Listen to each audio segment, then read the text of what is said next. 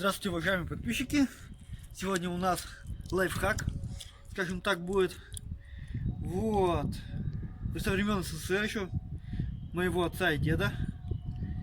Сегодня у меня заскрипел ремень генератора. Ну, дождик, вот всякая вот эта вот погода такая корявая. То есть вода попадает, он все буксует.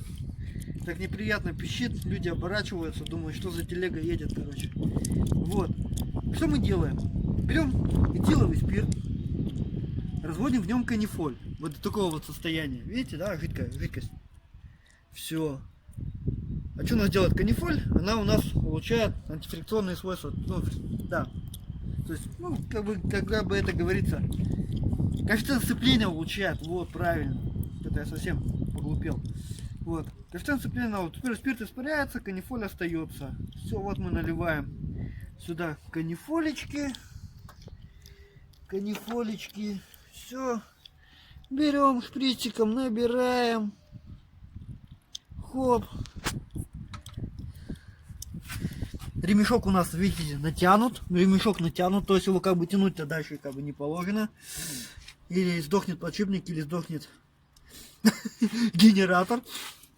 Вот. Ну и так, чтобы видеть качество ремней такое. Мы просто вот берем вот сюда и на ручейки мы его наливаем. Вот эту вот канифоль. Берем на ручейки, наливаем. Все. То есть у нас спирт испарится, канифоль останется, ее по не растянет. И коэффициент будет ступени гораздо лучше. Так, еще один момент. Евгений. Вот видите, это что у нас, да? Это у нас вот тормозной барабан. Вот. Это бывает, люди едут на техосмотр, у них не держит стояночный тормоз, скажем так. Бывает, разбираешь этот задние тормоза барабанные, колодки нормальные, этот нормальный, как он, барабан, а коэффициента сцепления нету. Вот, для этого, чтобы пройти техосмотр, также берем спирт, канифоль, все это дело разводим, да, допустим, снимаем заднее колесико, но если хорошие диски стоят литые, можно не снимать. И вот прямо вот через вот эти вот отверстия можно немножечко туда добавить канифоли.